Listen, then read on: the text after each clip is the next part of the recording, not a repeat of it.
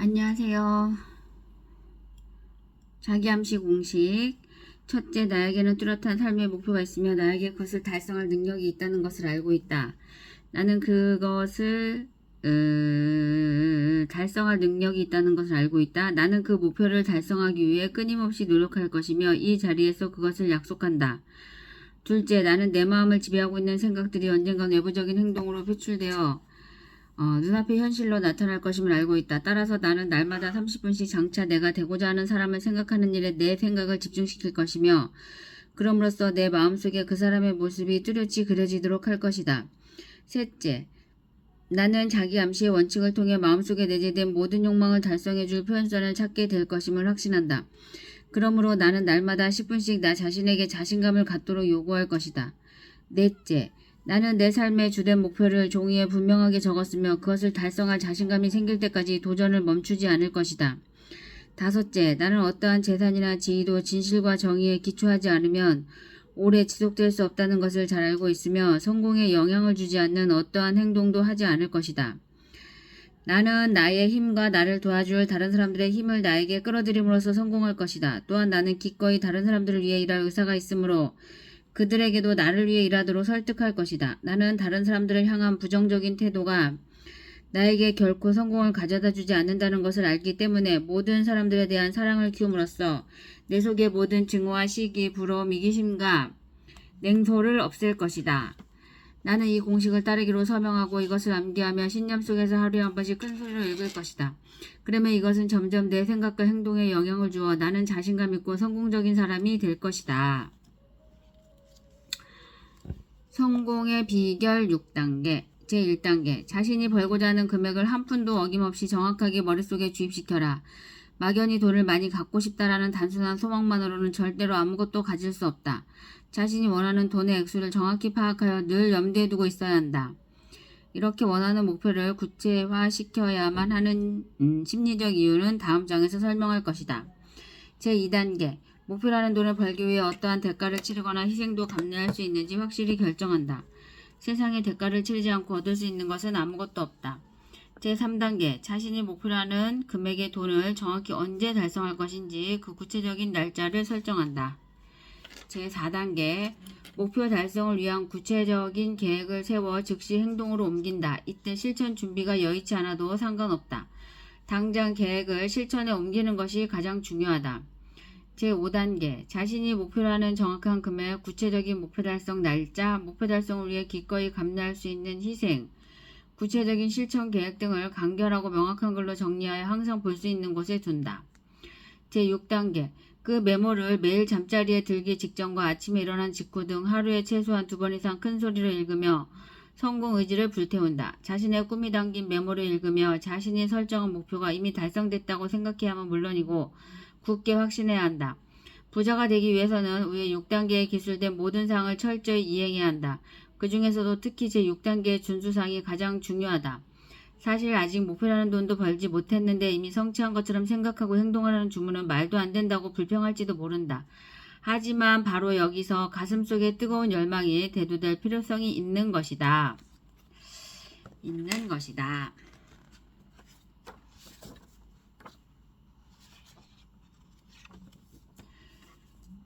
제10장. 여러 사람의 두뇌가 조화를 이루면 엄청난 에너지가 분출된다. 이를 이끌어가는 추진력. 부자가 되기 위한 9번째 단계입니다. 성공과 부의 축적을 위해서는 그것을 가능하게 하는 힘이 필요하다. 아무리 좋은 계획도 그것을 행동으로 바꾸는 힘이 없으면 쓸모없는 것이 되고 마는 것이다. 따라서 이 장에서는 각 개인이 그 힘을 얻고 적용시키는 방법에 대해 이야기하겠다. 여기서 말하는 힘은 조직화되고 지적으로 유도된 지식을 말한다. 그것은 곧 한 개인의 욕망을 돈으로 전환시키기 위한 조직적인 노력을 뜻하는 것이다. 조직적인 노력은 하나의 분명한 목표를 위해서 일하는 2사람 이상의 협동을 통해 얻어진다. 부를 축적하는 데 있어서 이 힘은 반드시 필요하다. 뿐만 아니라 일단 축적된 부를 유지하는 데 있어서도 이 힘은 필수적이다. 그렇다면 어떻게 이 힘을 얻을 수 있는지 살펴보기로 하자.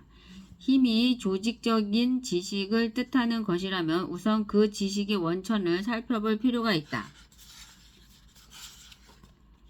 조직적인 지식의 원천, 무한의 지성. 이것은 앞서 말했던 자기 암시를 통해 잠재의식과 창조적인 상상력에 의하여 얻어진다.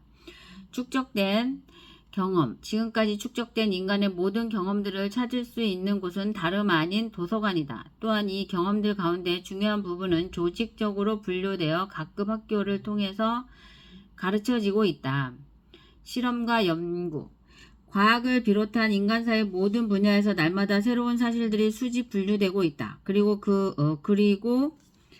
경험을 통해서 얻을 수 없는 새로운 지식들은 새로운 실험과 연구의 방법을 통해 얻을 수 있다. 이러한 과정에서 창조적인 상상력은 가장 중요하게 사용된다. 이들 가운데 어떤 경로를 통해서든 지식은 얻을 수 있다. 그리고 그렇게 습득한 지식은 분명한 행동 계획으로 조직화될 때 비로소 힘으로 전환될 수 있다. 지식의 주요한 세 가지 원천을 살펴봄으로써 우리가 알 수 있는 것은 한 사람의 노력만으로 지식을 습득해서 계획을 세워 행동해 나간다는 것은 대단히 어려운 일이라는 점이다. 따라서 만약 자신의 계획이 충분히 납득할 만하고 어느 정도 규모를 갖춘 것이라면 사람들에게 그 계획을 무조건 주입하기 전에 그들을 설득해서 함께 일하게 하는 것이 필요하다. 협력 집단을 통해 힘을 키운다. 협력 집단은 하나의 분명한 목표를 달성하기 위해 둘 이상의 사람이 조화의 정신으로 지식과 노력을 사용하는 것을 의미한다. 따라서 협력 집단의 도움 없이는 어떠한 개인도 커다란 힘을 발휘할 수 없다.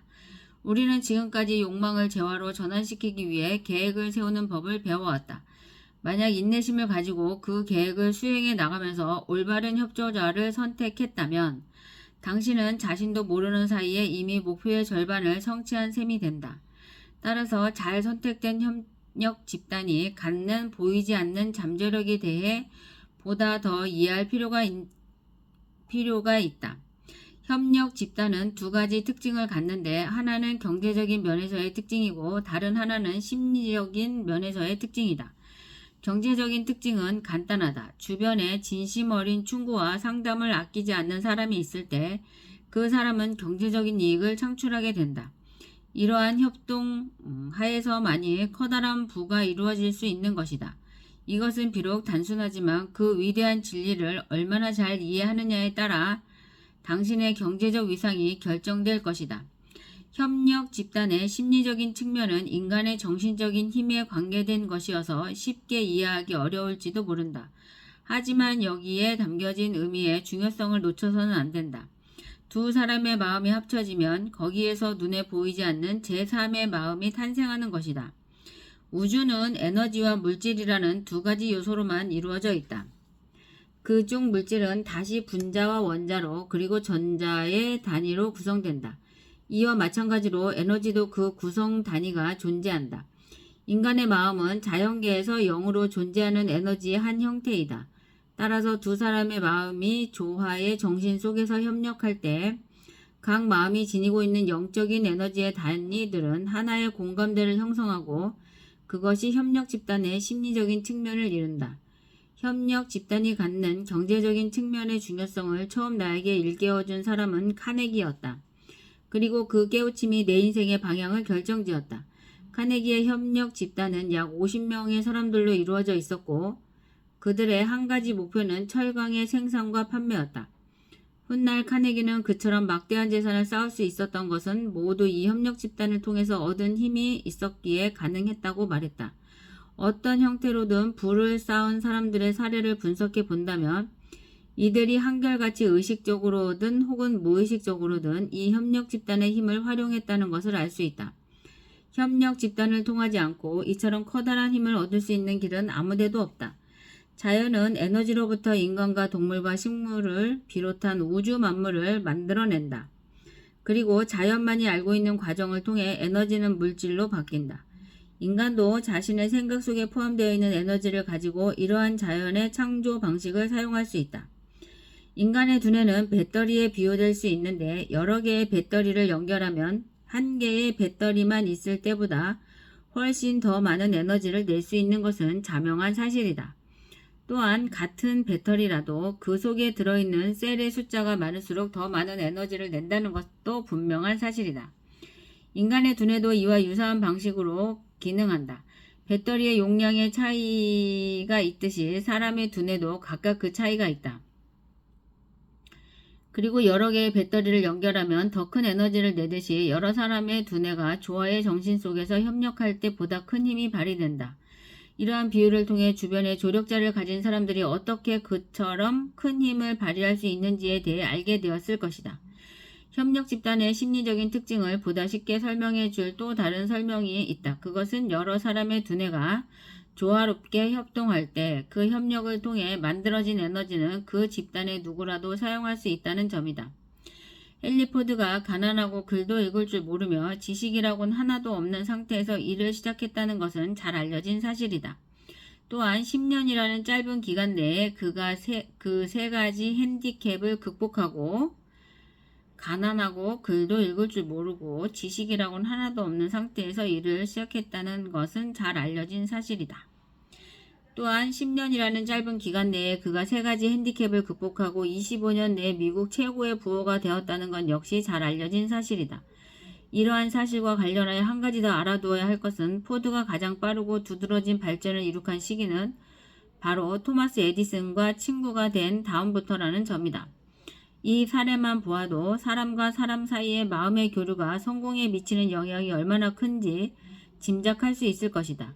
더 나아가 포드는 하베이, 파이어스턴, 존 버루스, 루터 버뱅크와 같은 뛰어난 두뇌를 가진 사람들과 알게 된 이후로 눈부신 성취들을 이루어 나가기 시작했다는 것을 생각한다면 단순한 마음의 교류로부터 얼마나 큰 힘이 형성될 수 있는지 알 수 있을 것이다.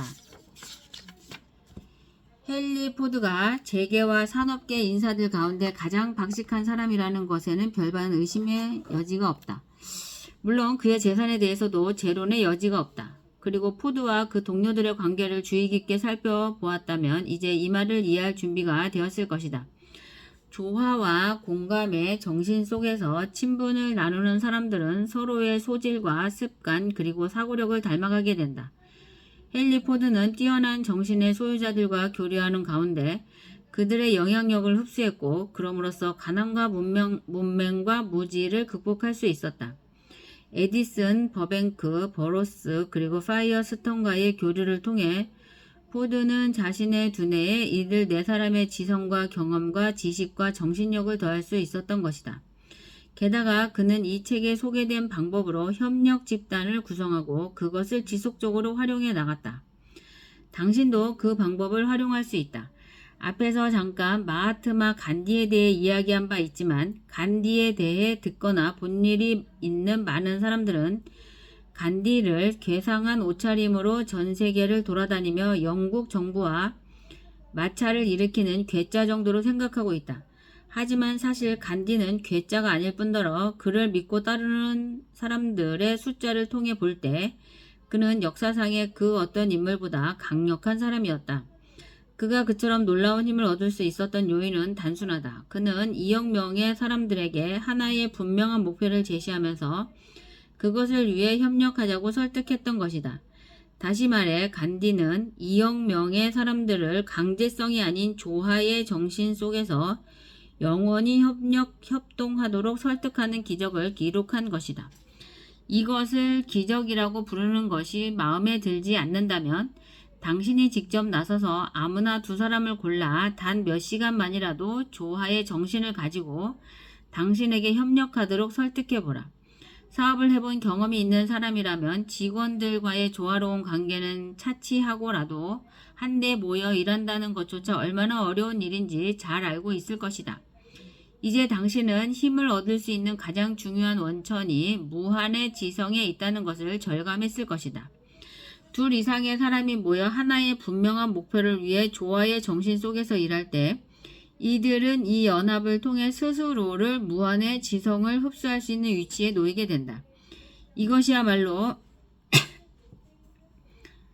모든 힘의 원천 가운데에서도 가장 커다란 힘을 주는 것이다. 그리고 그것은 인류 사이의 많은 천재들과 지도자들이 의지한 것이기도 하다. 지식을 가져다 주는 다른 두 원천은 우리가 오감을 통해서 얻는 지식보다 더 믿을 만한 것이 못 된다. 물론 우리의 감각들도 항상 신뢰할 수 있는 것은 아니다. 하지만 무한의 지성은 결코 실수하는 법이 없다. 다음에 이어지는 장들을 읽으며 이 무한의 지성에 접근하는 방법에 대해 알 수 있을 것이다. 이것은 어떤 미신적인 것이 아니다. 당신이 어떤 종교를 가지고 있든 이 책에서 기술하고 있는 근본적인 원칙들은 직접적으로든 간접적으로든 결코 당신의 종교 생활을 방해하지 않을 것이다. 이 책의 내용들은 오직 욕망의 분명한 목적을 그에 상응하는 돈으로 전환시키는 방법을 알려주고 있을 뿐이다. 당신은 지금 각 장의 일부를 읽고 있지만 읽어 나가면서 깊이 생각하고 명상한다면 내가 말하는 전체적인 주제가 당신의 눈앞에 활짝 펼쳐질 것이다. 돈은 옛날의 여자들처럼 수줍음 많고 좀처럼 붙잡기 어려운 것이다. 때문에 돈은 일단 선택을 했다면 무슨 일이 있어도 내 사람으로 만들겠다는 의지로 사랑하는 사람을 쫓듯이 열정을 가지고 쫓아야 한다. 사랑하는 사람을 향한 힘과 돈을 향한 그것은 크게 다른 것이 아니다. 그리고 돈을 쫓는 그 힘이 효과적으로 발휘되기 위해서는 반드시 신념과 욕망과 인내력과 계획성 그리고 실천력이 잘 조화를 이루어야 한다.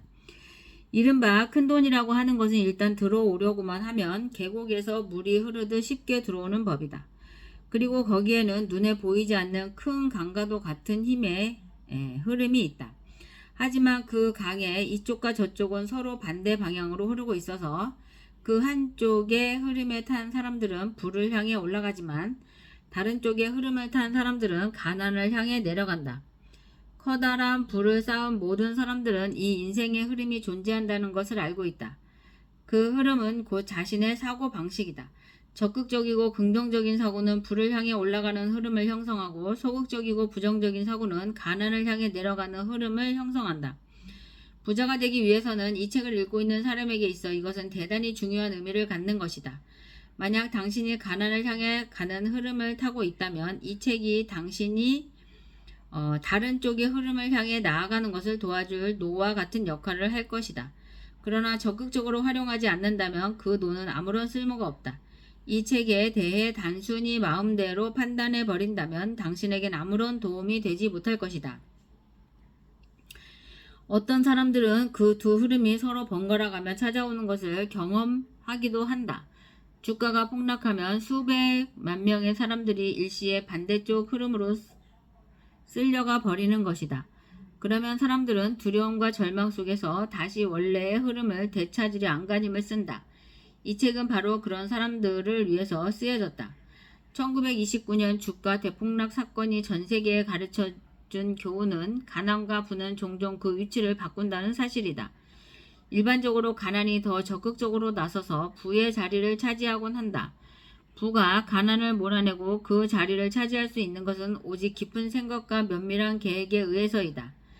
가난해지기 위해서는 계획을 세울 필요도 없고 남의 도움을 받을 필요도 없다. 가난은 언제나 대담하고 냉혹하기 때문이다. 부는 수줍음 많고 소심하다. 때문에 부는 손목을 쥐고 끌어당기지 않으면 안 된다. 모든 사람들이 부자가 되기를 꿈꾼다. 하지만 분명한 계획과 불타는 욕망이 부자가 되는 유일한 방법이라는 것을 아는 사람은 많지 않다. 일단 여기까지 오늘 지금 읽었고요.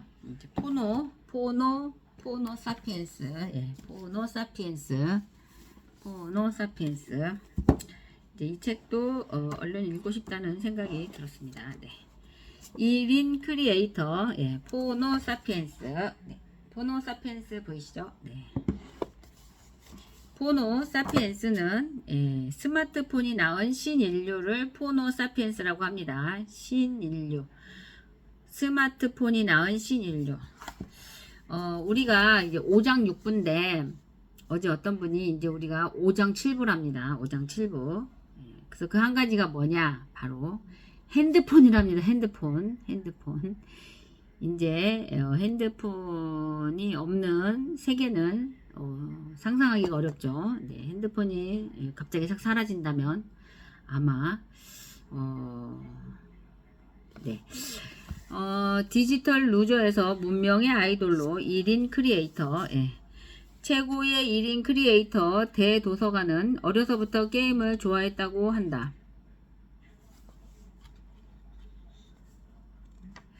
인기 있는 게임이 나올 때마다 밤을 새워 마스터하고 가장 먼저 만렙을 찍으며 그 비결을 친구들한테 알려주는 게 학창시절의 낙이었다고 하니 공부는 뒷전이었을 게 뻔하다.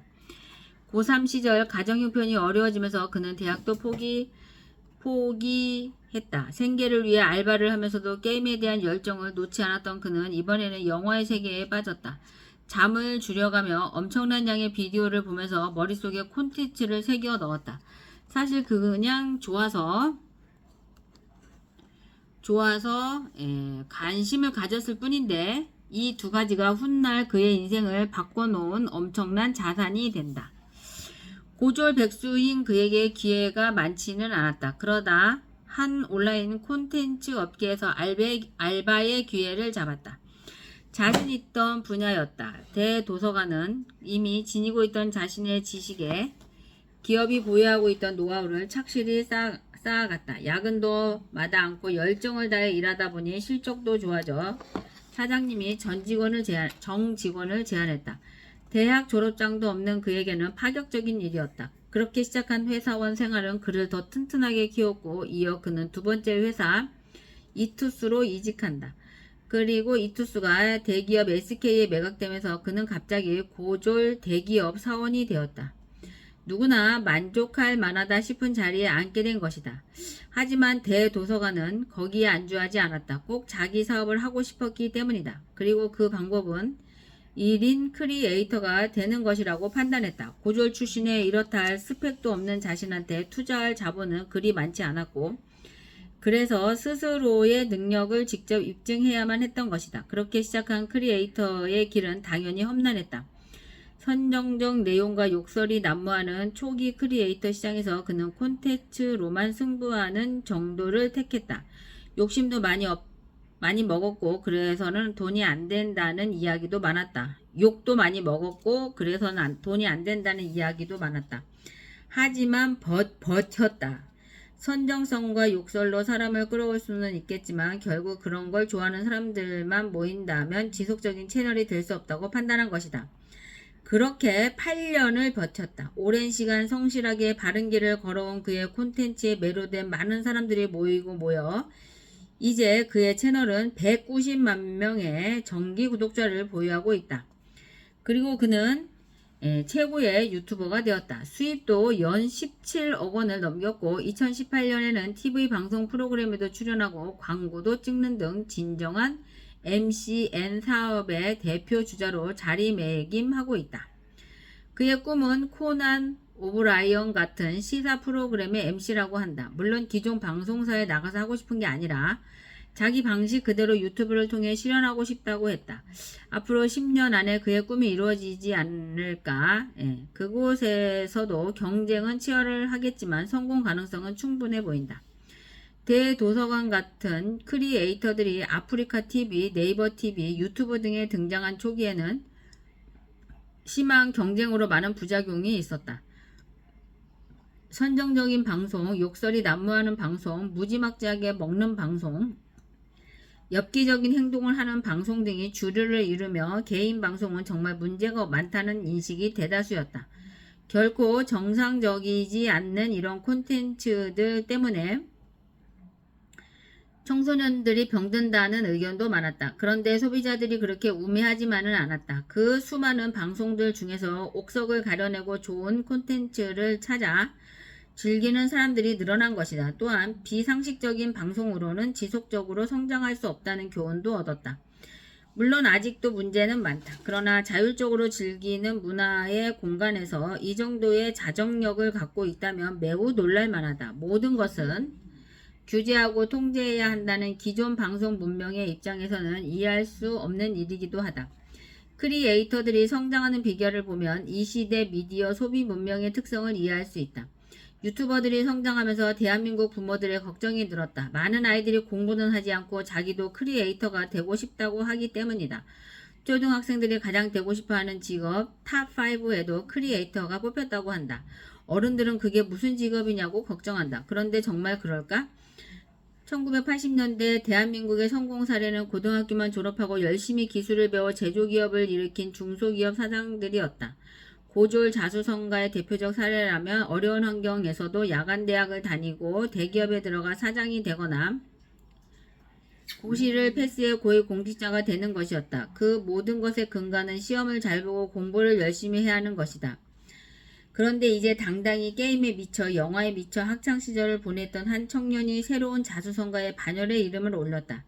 대도서관이 아이들의 우상이 된 게 문제일까? 전혀 그렇지 않다. 나이 40에 연수입 10억 원 이상이면 대기업 사장급이다. 무엇보다 언제 잘릴까 언제 망할까 노심초사 안 해도 된다.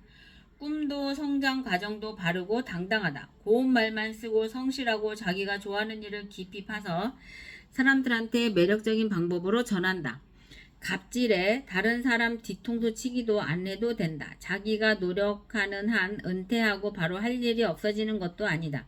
은퇴 후 많은 유튜버 꿈나무들을 가르치며 보람있게 사는 삶을 계획할 수도 있다. 이런 직업이 꿈인데 대기업 사장, 국회의원, 변호사가 아니라고 걱정할 필요가 있을까? 디지털 문명은 새로운 세상을 이미 열었다. 어른들이 옳다고 생각하는 사회가 얼마나 지속될지 아무도 모른다. 끊임없이 새로운 문명을 학습하고 변신하며 기회를 창조하는 시대이다. 그것이 진정한 의미의 크리에이터이다. 유튜버에 열광하는 문명은 정정당당한 기준을 좋아하는 문명이기도 하다. 성공한 유튜버의 조건에 돈 많은 부모, 엄청난 학벌, 특별한 외모는 뛰어난 외모는 없다. 오직 사람들이 열광할 만한 콘텐츠가 있느냐의 경쟁뿐이다. 거기에는 삶에 대한 진실성도 담겨 있어야 한다.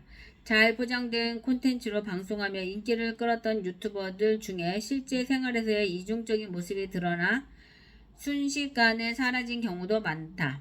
그만큼 오프된 사회에서 대중이 사랑하는 유튜버가 되는 길은 어렵고 또 힘든 길이다.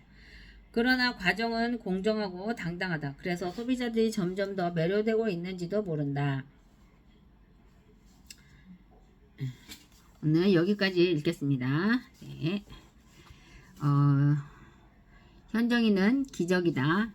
현정이는 기적이다. 현정이는 기적이다. 현정이는 한계가 없다. 현정이는 한계가 없다. 현정이는 한계가 없다. 부는 무한하다. 부는 무한하다. 부는 무한하다. 현정이는 사랑이다. 현정이는 가치가 있다. 현정이는 현정이가 믿는 유일한 신이다. 자, 한 가지 더 읽어야 되는데 뭘까요? 네, 짜잔! 커피 한 잔의 명상으로 1조를 번 현정이. 커피 한 잔의 명상으로 1조를 번 현정이. 1조 벌기 쉽습니다. 단지 시간이 문제고요. 우리 엑스피어 코인 10만 개를 가지고 한 개에 1000만 원이 될 때까지 기다리면 1조가 됩니다. 1조를 뭐 굳이 벌어서 뭐를 할지 아직 모릅니다. 하지만 생각만 해도 아주 즐겁습니다. 돈이 끊임없이 흘러 들어오게 하는 방법이 있습니다. 하루에도 몇 번씩 뭔가 마음이 편안할 때 천천히 되풀이해서 말해보세요. 나는 돈을 좋아합니다. 나는 돈을 사랑합니다. 나는 돈을 현명하게 건설적으로 뜻깊게 사용하겠습니다. 나는 기꺼이 돈을 쓰겠지만 그것은 몇 배로 불어나서 나에게 돌아옵니다. 돈은 좋은 것입니다. 참으로 좋은 것입니다. 돈은 나에게 눈사태처럼 풍족하게 쏟아집니다. 나는 그것을 좋은 일에 쓰겠습니다. 나의 이익과 내 마음의 부에 감사합니다. 나는 돈을 좋아한다. 나는 돈을 사랑한다. 나는 돈을 현명하게 건설적으로 뜻깊게 사용하겠다. 나는 기꺼이 돈을 쓰겠지만 그것은 몇 배로 불어나서 나에게 돌아온다. 돈은 좋은 것이다. 참으로 좋은 것이다. 돈은 나에게 눈사태처럼 풍족하게 쏟아진다. 나는 그것을 좋은 일에 쓰겠다. 나의 이익과 내 마음의 부에 감사합니다. 나는 돈을 좋아한다. 나는 돈을 사랑한다. 나는 돈을 현명하게 건설적으로 뜻깊게 사용하겠다. 나는 기꺼이 돈을 쓰겠지만 그것은 몇 배로 불어나서 나에게 돌아온다. 돈은 좋은 것이다. 참으로 좋은 것이다. 돈은 나에게 눈사태처럼 풍족하게 쏟아진다. 나는 그것을 좋은 일에 쓰겠습니다. 나의 이익과 내 마음의 부에 감사합니다. 감사합니다. 오늘도 좋은 하루 되시고요. 네, 오늘도 행복한 하루 되시고요. 건강한 하루 되시고요. 조심해서 잘 다니시고요. 식사 잘 하시고요. 너무 찬 얼음이라든가 찬 음식 드시지 않도록 하시고요. 아프지 마시고요. 오늘도 엑스피어 코인 화이팅, RWA 화이팅, 임현정 화이팅, 우리 엑스피어 블록 매니아, 서울랩스, K블럭, 하여튼 다 모두 화이팅, 화이팅입니다. 감사합니다.